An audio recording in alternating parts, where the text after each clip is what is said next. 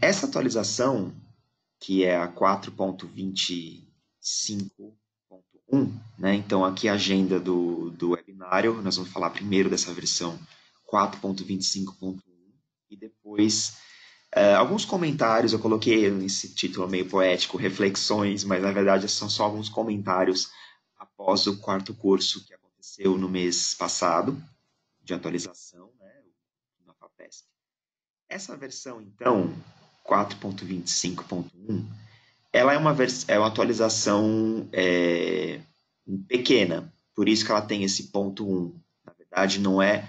Nós tivemos a 4.25 em julho, e aí veio essa versão ponto 1, né? Que é como se fosse uma... está relacionado com a 25, é uma atualização da atualização, né? Então, ela tem poucas coisas, por isso que até o webinário tem menos tempo hoje. Vamos fazer só 1 hora hoje, né?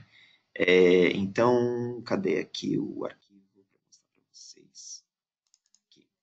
Então, eu vou usar como base o documento de notas da versão, né, os release notes, que eu encaminhei para vocês todos já irem se familiarizando. E na ocasião eu mandei só o inglês, porque não tinha saído a versão em português. Hoje a gente já tem a versão em português, que está um pouco melhor, né? A última versão eu tinha comentado que a tradução não estava tão boa. Essa versão já houve uma melhora, então a tradução, eu já até optei por usar a versão em português do documento. Vocês devem ter notado, ou talvez não, mas essa versão, esse release note, esse documento, ele sofreu alterações, né? Então, ele tem um novo formato aqui, que traz agora... Então, primeiro ele vai trazer um resumo em alto nível, resumo da modificação. Depois, aqui, do lado esquerdo, nessa coluna, ele coloca algumas... notas, né, algumas informações relevantes que tem a ver com o assunto. Aqui a gente tem os usuários que são beneficiados por essa modificação, que é bom, que nem sempre ficava claro quem se beneficiava com essas mudanças, né? Então agora fica bem destacado quem é que vai ter algum benefício. E também aqui embaixo, né, outros benefícios também, quem é que se beneficia também por essa mudança. Tem um quadro de ação necessária, que é o que eu preciso fazer para ter esse recurso novo disponível. Isso também eles colocaram junto de cada nova função, então é bem mais fácil agora saber o que eu preciso fazer, né, se tem alguma ação necessária. E aqui detalhes, caso você precise, caso essa função requeira algum outro tipo de configuração da parte de vocês, ou de nós, o Cielo, ou do Scholar One, eles vão destacar aqui nesses detalhes, tá? Então, esse é um novo formato que eu particularmente gostei bastante, está bem mais claro o que precisa ser feito, né, ou a novidade em si. Então, vamos pular direto para as atualizações. A primeira grande mudança, então, é o convites de calendário. Eu havia adiantado isso no curso, né, na FAPESP, quem esteve presente talvez se lembre disso, que agora foi adicionada, então, essa capacidade de incluir convites de calendário nos templates. Então, isso são aqueles convites que vocês podem incluir na sua agenda, né? Então, agenda do Google, agenda... não sei, outras agendas que existem, a gente usa aqui do Google, mas devem ter outras agendas por aí, do seu iPhone e tal, seu smartphone. Então, isso, ele vai anexar um arquivo iCal, esse aqui, de iCal, né, de calendário, que pode ser anexado nos e-mails, tá?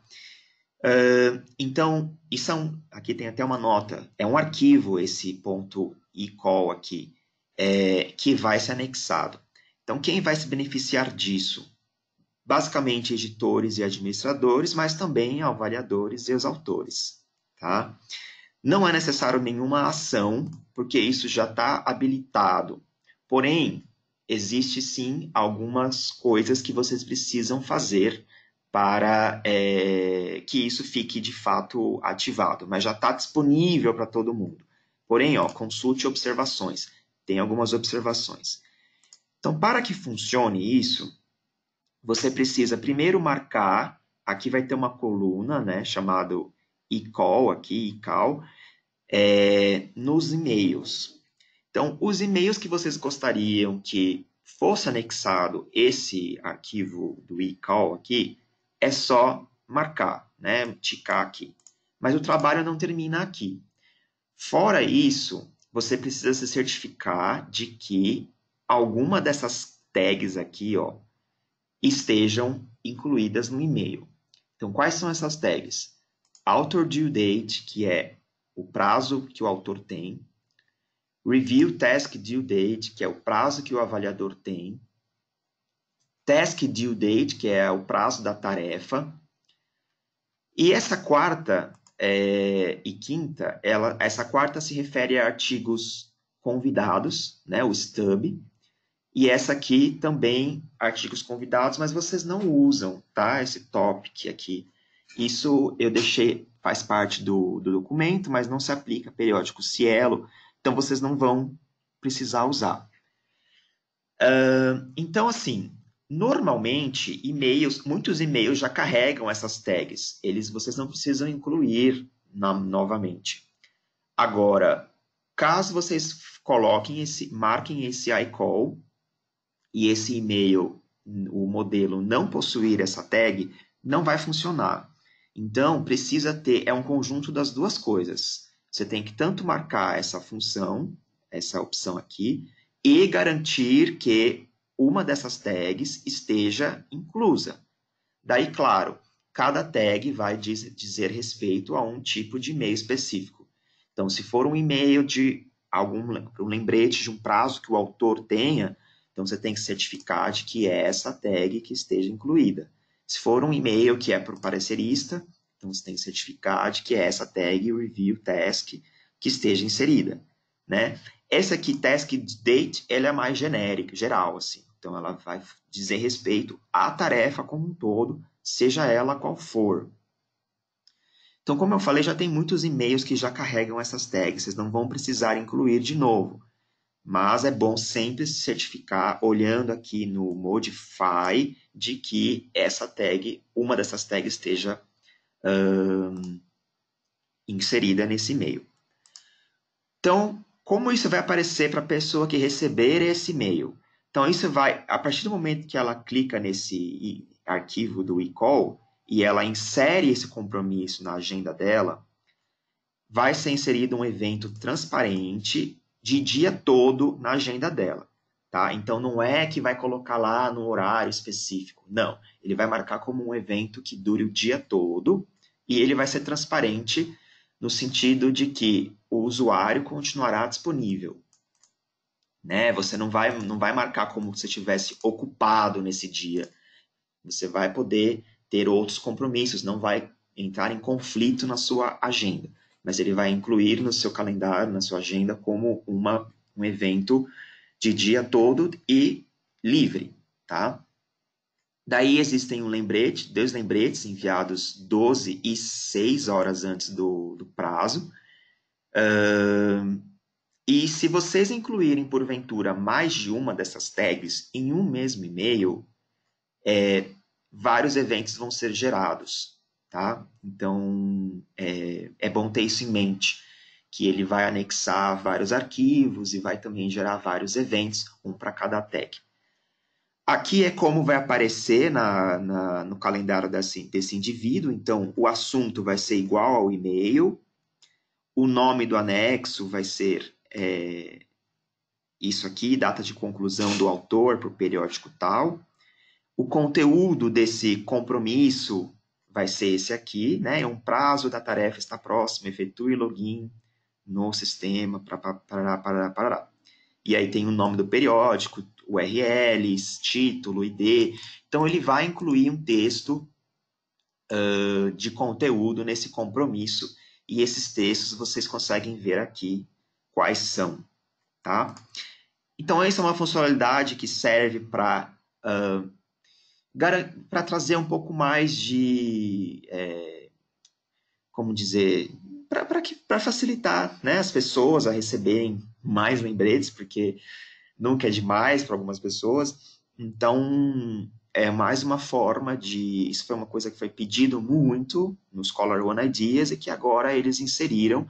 Então, convido vocês a testarem. Isso é super recente, a gente não fez testes ainda. Quem estiver interessado a testar, fique à vontade. Depois compartilhar com a gente como é que foi a experiência de vocês no grupo. A gente ainda não conseguiu fazer muitos testes, então vamos ver como isso vai se dar. Tá? Segunda melhoria desse release é melhorias no campo de senha. Eu também adiantei alguma coisa disso no curso de atualização do mês passado, que agora usuários podem copiar e colar a senha nos dois campos da página Criar Nova Senha. Antes isso não era possível, e agora é possível. E também eles fizeram alguns ajustes para aderir às ferramentas de gerenciador de senhas. Né? Então, tem várias ferramentas aí que guardam as senhas, que gravam as senhas, principalmente de navegadores ou outros, e eles fizeram melhorias para ajudar esses gerenciadores. Então, a ideia aqui é que fique mais fácil gravar essas senhas. Todos os usuários vão ser beneficiados, então, né? Todo mundo que usa. Não requer nenhuma ação, esse recurso foi implantado automaticamente. Então, todo mundo já tem isso disponível. Daí tem uma dica aqui do lado que fala que eles têm um texto sugerido para melhorar a instrução aqui, para abordar ainda mais problemas de login. Recentemente sugerimos um texto opcional para as páginas de login. Eu não sei do que se trata esse texto, eu fiquei sabendo agora por esse release, mas eles deixam um e-mail aqui, né, o s1updates@clarivate.com, para entrar em contato quem tiver interesse em saber qual é essa sugestão. De repente pode ser interessante aplicar essa sugestão. Como eu falei, eu ainda não vi isso, não sei do que se trata esse texto, não sei se é realmente interessante, mas fica aí a sugestão para quem quiser entrar em contato com eles e pedir essa sugestão. A terceira mudança é que foi atualizado a ferramenta de preenchimento prévio de submissão. Toda vez que falar envio, isso é uma das coisas que ainda não foi, que eles ainda não ajustaram nesses release notes, que na verdade o termo correto aqui seria submissão, tá? Envio, toda vez que falar envio é submissão, que eles querem dizer. Então, não sei se caso vocês não se lembrem, essa é aquela ferramenta beta de que extrai automaticamente os metadados do arquivo da submissão e já preenche os campos, né? Então, ela foi introduzida no release anterior, no 4.25, nós fizemos um webinar onde eu expliquei. Ela está em beta, não está ainda em fase final, mas ela sofreu algumas melhorias nessa versão agora esse ponto 1 aqui, 4.25.1. Basicamente o preenchimento de informações de autores e coautores foi melhorado, no sentido de que agora eles identificam quando existe uma conta já, antes isso não era possível. Então, se você se tiver o e-mail do autor, esse e-mail estiver cadastrado, ele já puxa automaticamente os dados dessa conta. E eles aprimoraram também a vinculação de instituições com o Ring Gold. Então, essa foi outra coisa também. Colocaram um alerta quando as informações captadas divergem ou diferem daquelas da conta existente. Então, pode acontecer do autor, né, colocar uma afiliação ou um nome diferente do que está cadastrado no sistema. E aí, o que está no documento não bate com o que está cadastrado. Quando isso acontecer, vai ser exibido um alerta e aí a pessoa pode corrigir essa informação, alterar, tal. Lembrando que a versão completa, ou seja, não beta, está prevista para a próxima versão 4.26, que vai ser lançada no final do ano. Então, por enquanto, a ação necessária não há, porém, só vai ver isso na prática os periódicos que estiverem usando essa ferramenta beta. Por enquanto, não é nenhum de vocês está usando. Então, acho importante eu falar dessas melhorias, mas nenhum de vocês ainda está usando isso. Ela vai passar a ser uma ferramenta não beta, né, ou seja, em produção mesmo, na próxima versão. Aqui, então, eles colocam... quem se beneficia disso é basicamente são os autores, que vão ter essa facilidade de ter os dados automaticamente extraídos do documento. Aqui eles detalham, então, as melhorias, né, que tanto de e-mail, quando é reconhecido o e-mail do usuário e quando é reconhecido o ORCID ID também, eles já puxam de um cadastro, que isso é muito bom. A melhoria na vinculação de instituições, que tinham defeito na versão anterior, que cada linha era contada como uma instituição, e, na verdade, eles juntaram isso e fizeram do jeito correto, né, mesmo que esteja separado em várias linhas. E o alerta que eu comentei quando houver divergências no que está no documento Word versus o que está no sistema, na conta cadastrada. Aqui tem uma informação sobre a ferramenta de análise de documento, que é aquela ferramenta de inteligência artificial. A gente tem um periódico só que se manifestou interessado, que é a Revista de Contabilidade e Finanças, da USP, e que está testando isso. Nessa versão, então, eles fizeram vários aprimoramentos de back-end, né, uma coisa nos bastidores aí, que geram resultados de maior qualidade. Então, teve algumas melhorias que talvez o pessoal da contabilidade e finanças possa notar. Então, isso também está em beta, não está em produção ainda. Quem tiver interesse em fazer parte desse programa, de testar, entre em contato conosco e a gente ativa tanto de submissão, né, de metadados, quanto esse de inteligência artificial. A quarta modificação foi o que melhoraram o suporte para renderização de fontes chinesas e japonesas. Então, quem recebe submissões com esses caracteres, acho que não deve ser o caso de vocês, faz mais sentido isso para os clientes deles da Ásia, né? Mas, ou periódicos de linguística, alguma coisa nesse sentido, se vocês recebem textos em idioma chinês e japonês, eles inseriram essas novas fontes aqui que têm resultados melhor na renderização de PDF. Então, todos os usuários são beneficiados por isso. Não há ação necessária, já é automático. Então, vocês já vão ter, caso aconteça, vocês vão receber já com essas novas mudanças. Então, não vou me aprofundar muito nisso, porque eu acho que não é o caso da nossa coleção aqui. Mas quem quiser mais detalhes, está descrito aqui.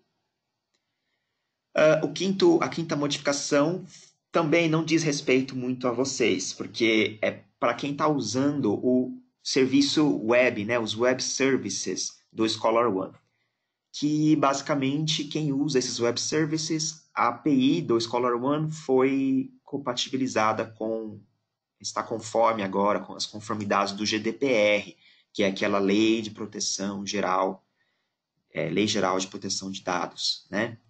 Então, que eu venho comentando já há um tempo isso. Então, os usuários que beneficiam são editores e administradores, mas também eu não vou me estender porque nenhum periódico nosso está usando essa API ou os web services do ScholarOne. Então, não faz sentido eu me aprofundar muito aqui, mas quem tiver interesse tem detalhes nesse documento. A sexta e última alteração, grande alteração dessa versão, é que as tags eu tinha mostrado no curso e também em outros webinários que, né, no 4.24, faz um tempo já, o ScholarOne adicionou tags baseadas em documentos de prova, que são os PDFs, ou seja, permitir que as respostas das perguntas na submissão sejam inseridas no PDF, na primeira folha do PDF que vai para o avaliador. Então, comentei que isso é possível, reforcei isso lá no curso, e nessa versão eles também incluíram isso para quem usa grupo de submissão. A gente tem um periódico só que usa grupo de submissão, e na verdade não é algo que eles recomendam usar, então por isso que a gente não fala muito a respeito, e a gente não tem muitos periódicos que usam, só tem esse um. Então eu não vou me aprofundar muito nisso também, mas agora é possível usar essas tags também para quem trabalha com grupo de submissão e ação necessária não há. Bom, daí tiveram pequenas outras atualizações e correções de defeito que vale a pena eu comentar. Por exemplo, a primeira aqui. As perguntas personalizadas, ou seja, do processo de submissão, elas são agora pesquisáveis na busca avançada. Então, existia um problema e eles foram corrigir esse problema e agora dá para fazer busca com base nas respostas fornecidas a essas perguntas. Tá? No formulário de decisão, de avaliação, de submissão, enfim. Ao longo, sempre que tiver alguma pergunta que vocês... que são uma pergunta customizada, né? Ou seja, que vocês criaram um enunciado e que alguém respondeu. Foi criada uma nova tag, que é essa daqui, ó, P-Roll Submitting Author Email, que é para o autor submissor. Então, essa é uma tag que não existia e que eu já recebi pedidos de periódicos que queriam uma tag que somente para o autor submissor e não existia antes e que agora foi incluída. Então, essa tag está disponível para ser usada nos e-mails que vocês quiserem. Então, caso vocês queiram entrar em contato somente com o autor que fez a submissão, que nem sempre é o autor correspondente, né? Uma coisa é o autor correspondente, outra coisa é o autor submissor. Às vezes, na maioria das vezes, são a mesma pessoa, mas não é uma certeza. Você pode ter um autor submissor e outro autor correspondente, diferente. Então, se você quiser entrar em contato somente com o autor submissor, tem uma tag aqui específica para isso.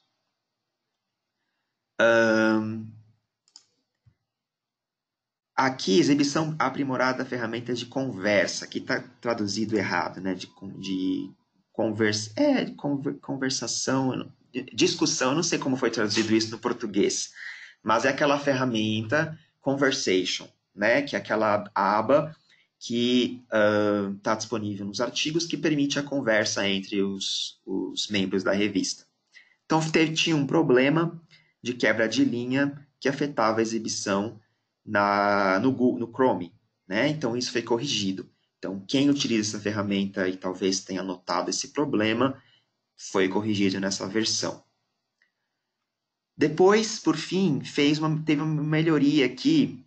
Tinha um bug na tela de redefinir senha nos periódicos que tinham a conexão via ORCID, que é o nosso caso, que é o caso de todos os periódicos Cielo, que é aquele login via ORCID.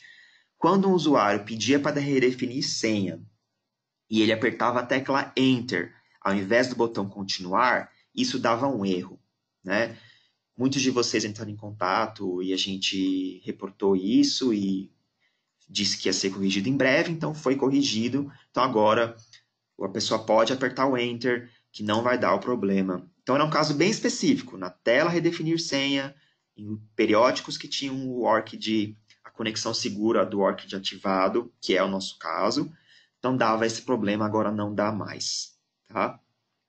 Então é só importante lembrar que a cada versão nova, além das grandes melhorias que eu cito nesses documentos, eles também fazem pequenas correções, pequenos ajustes que impactam a vida de vocês. Então, vocês podem perceber outras coisas também, pequenas coisas que sejam melhorias que não estejam necessariamente listado aqui. Daí, por fim, eles tem uma novidade também nesses documentos, que eles já vão antecipando próximas melhorias que vão vir nas versões futuras. Então, aqui eles destacaram 3. Aqui a tradução está muito ruim, mas eles vão corrigir o problema em que o prazo de conclusão da submissão do esboço, lembrando que o esboço é o termo usado para manuscritos convidados, é aquele stub que vocês criam quando é um manuscrito convidado. Corrige, então, o problema que o prazo de conclusão da submissão desse esboço muda para a mesma data quando uma extensão é fornecida a um avaliador. Vejam que é um caso bem específico, mas que vai ser corrigido no 4.26, que está previsto para o 4º trimestre ainda esse ano. Novos widgets para análise de documentos. Então, isso tem a ver com aquela inteligência artificial que eu comentei, a análise de documentos. Vão ser adicionados 2 novos widgets, também previsto para o 4.26.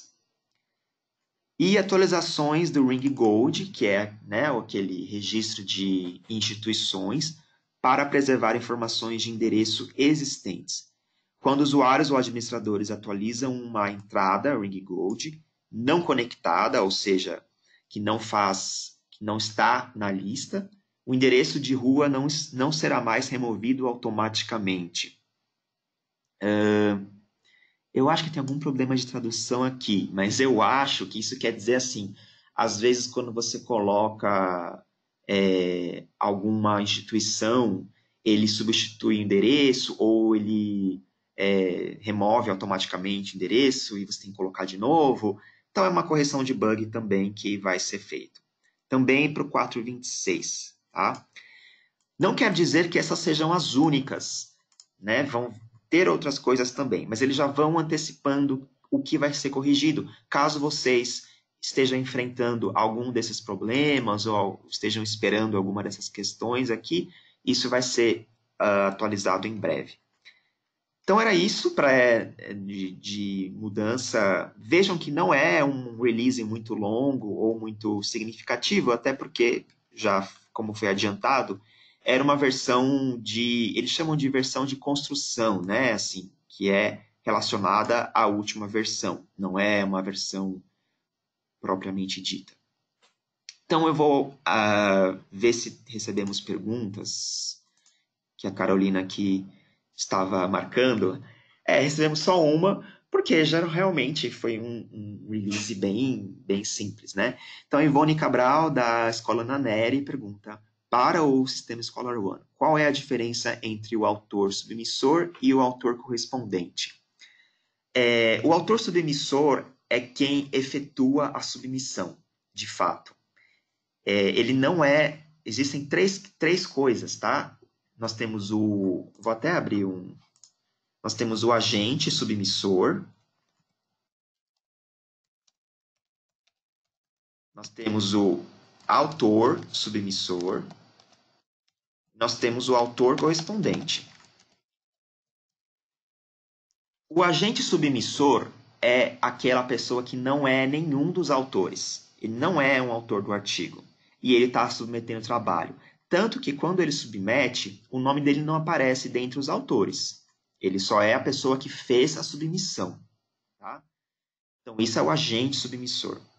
O autor submissor é aquele que ele é um autor do artigo e ele submeteu o artigo em nome dos outros autores também. Então, ele é um dos autores e ele submeteu. Ele não é um agente submissor, ele é um autor submissor. E a gente tem um autor correspondente, que é a pessoa que os autores definiram que vai ser a pessoa de correspondência. Como eu falei, normalmente, esses dois são o mesmo. Porém, isso não é sempre o caso. Pode ter casos em que o autor correspondente seja diferente do autor submissor. E o Scholar One coleta essas diferenças, tá? É possível ter esse discernimento entre o autor submissor e o autor correspondente. Vocês podem configurar o sistema dessa forma. Tem que entrar em contato conosco e a gente altera. O padrão, a gente deixa como padrão que o submissor é também o correspondente. Isso é o padrão. Porém, existem periódicos que pediram especificamente para ter essa diferença. Ou seja, querer saber quem é o autor correspondente. Coletar essa informação. Então, esses periódicos, nesses casos, nós fomos lá e alteramos o sistema para que seja coletado o autor correspondente. Quem nunca falou nada, quem nunca se manifestou, o sistema está presumindo que o autor submissor é também o autor correspondente, tá? Então, novamente, caso vocês não queiram que o sistema faça essa presunção, tire essa conclusão por si próprio, a gente pode habilitar a coleta do autor correspondente, e aí o autor, na submissão, vai indicar quem é o autor correspondente, tá? Isso é uma forma de facilitar, porque normalmente quem submete é também o correspondente, mas nem sempre é o caso. Ok? Então essa é a diferença, espero que tenha esclarecido. Também, a professora Ivone pergunta: o sistema Scholar One possui alguma ferramenta que permita a comunicação com todos os autores do artigo para que aprove a versão final do manuscrito? Ou seja, que essa comunicação seja direta com cada autor? Sim, existe uma tag que eu não lembro agora a tag de cabeça, mas ela manda um e-mail para todos os autores. Então, sim, é possível enviar, basta definir qual momento, em qual e-mail, isso vai ser enviado e usar a tag e ele manda para todo mundo. Cláudia Moral, da Arquivos Brasileiros de Oftalmologia. Como atualizar ou confirmar instituições que o Ring Gold não conhece? Tenho várias instituições brasileiras desconhecidas por eles. Pois é, isso é um caso mesmo. Existe um e-mail deles que pode entrar em contato com eles e pedir para eles inserirem. Eu não sei te dizer o quão eficiente é isso, no sentido de, se você enviar um e-mail, eles vão incluir. Não sei como é o processo deles de validação, de confirmação dessas instituições. O que a gente sabe é que se uma instituição é inserida muitas vezes no Ring Gold, no Scholar One, e essa instituição não faz parte do Ring Gold, de tempos em tempos eles vão atualizando com grau de incidência, eles vão vendo as instituições com maior nível de incidência e vão atualizando. Esse é o discurso que foi dado lá atrás, quando o Ring Gold foi introduzido no sistema. Eu não sei na prática se isso se é a realidade, se vocês têm notado que uma instituição constantemente inserida, eventualmente foi certificada, né? Não sei, vocês teriam que me informar isso. Mas, então são duas coisas. Vocês podem tentar entrar em contato com eles. Tem lá o site Ring Gold no Google e tem lá o e-mail, o site deles. O e-mail é por lá mesmo, eu não sei te dizer por cabeça qual é o e-mail. Ou então aguardar, porque a ideia, na teoria, é que isso seja incluído com o tempo. Ciência Rural pergunta: temos notado a seguinte situação. Durante o tempo logado ao sistema, ao realizar uma busca por um artigo, através do número do ID, né? Ao retornar o resultado de busca, o sistema desloga. Essa situação ocorre frequentemente durante o dia, ao realizar buscas de artigos no sistema. Há alguma relação com essa atualização? Desconheço, tá? Teria que verificar aqui na tela naquela. Ah, meu Deus, agora eu não tenho mais. Eu troquei de computador, não tenho. Você pode me mandar o link do status do Scholar One? Pedi para a Carolina me mandar. Tem aquela página onde o sistema, onde mostra os problemas identificados na versão, e se tiver alguma coisa logada lá, vai aparecer ali. Deixa eu ver, você mandou?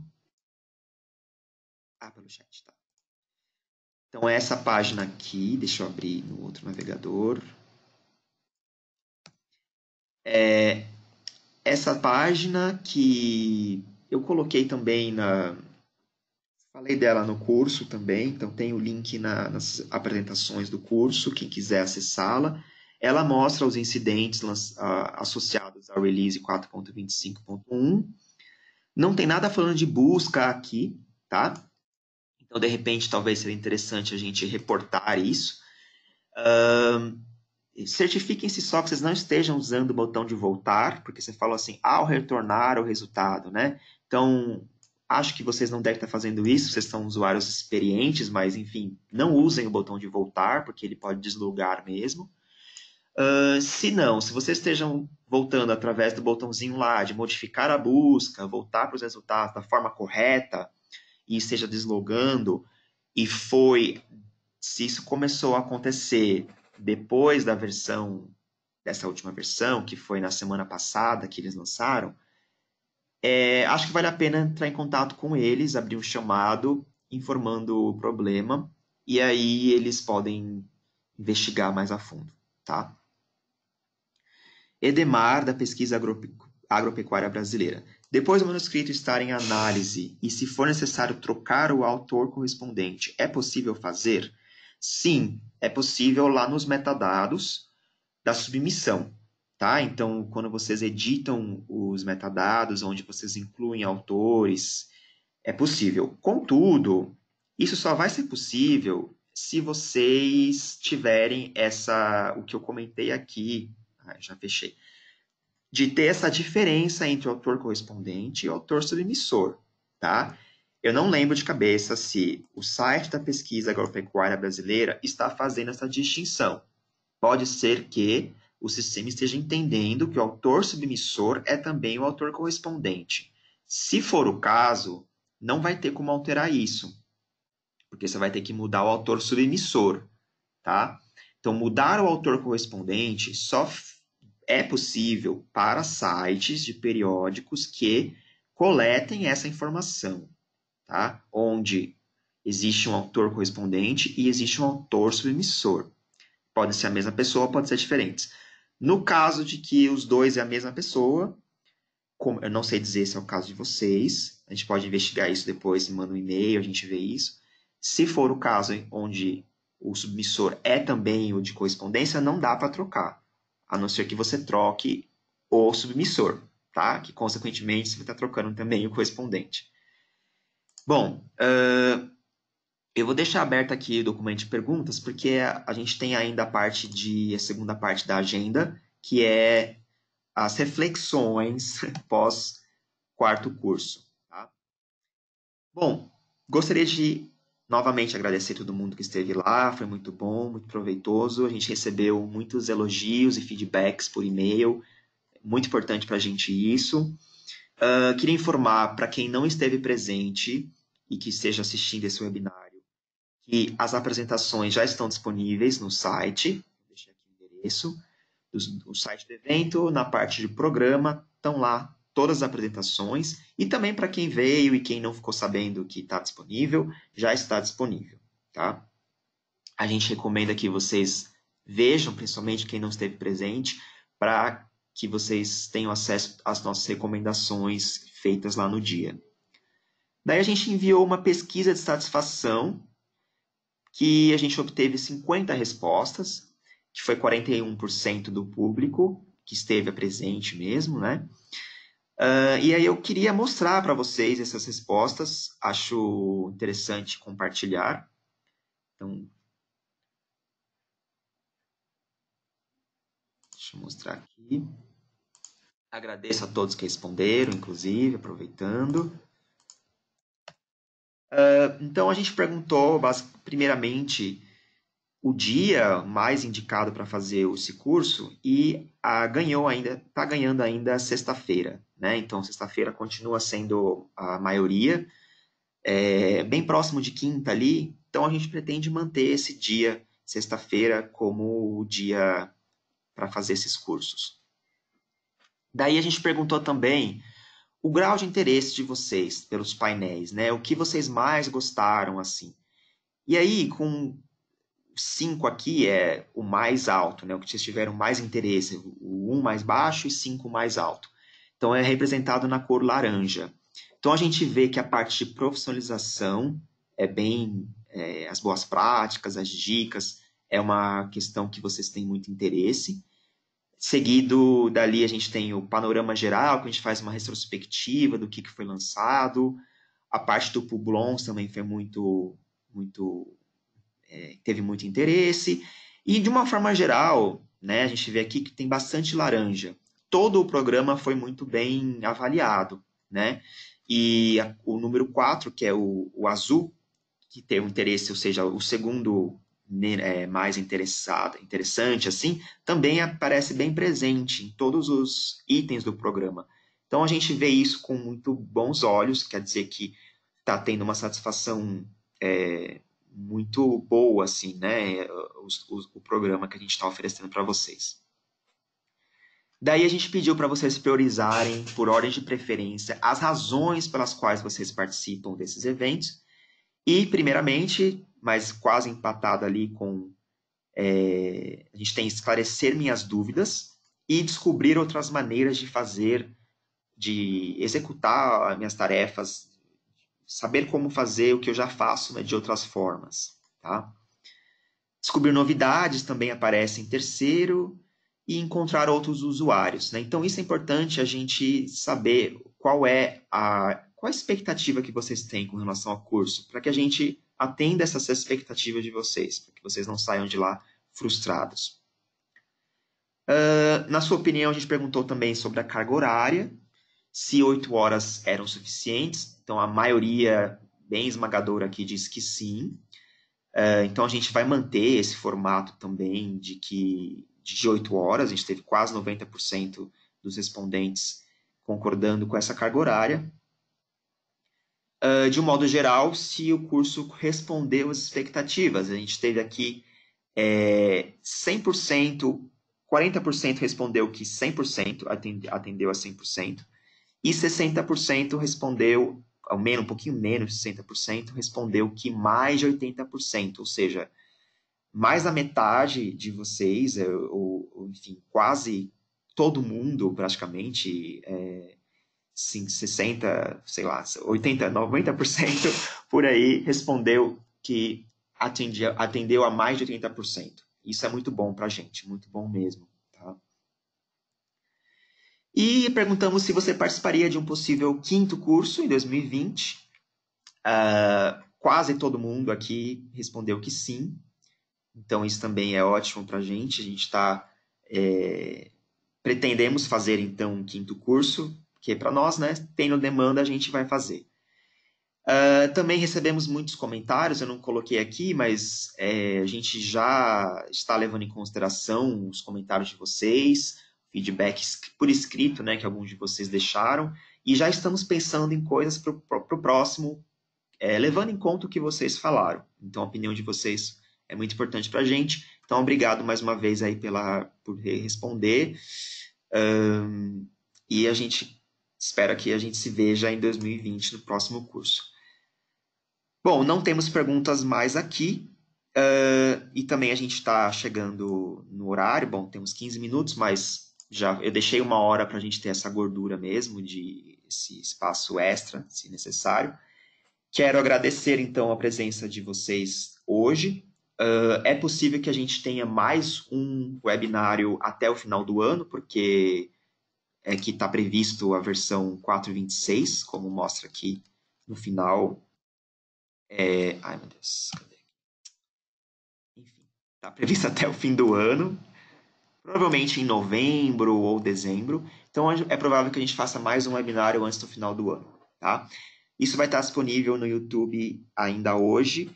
E é isso. A gente continua a conversa, então, nos nossos canais oficiais, e-mail, no grupo de discussão. E até a próxima. Bom dia a todos. Tchau, tchau.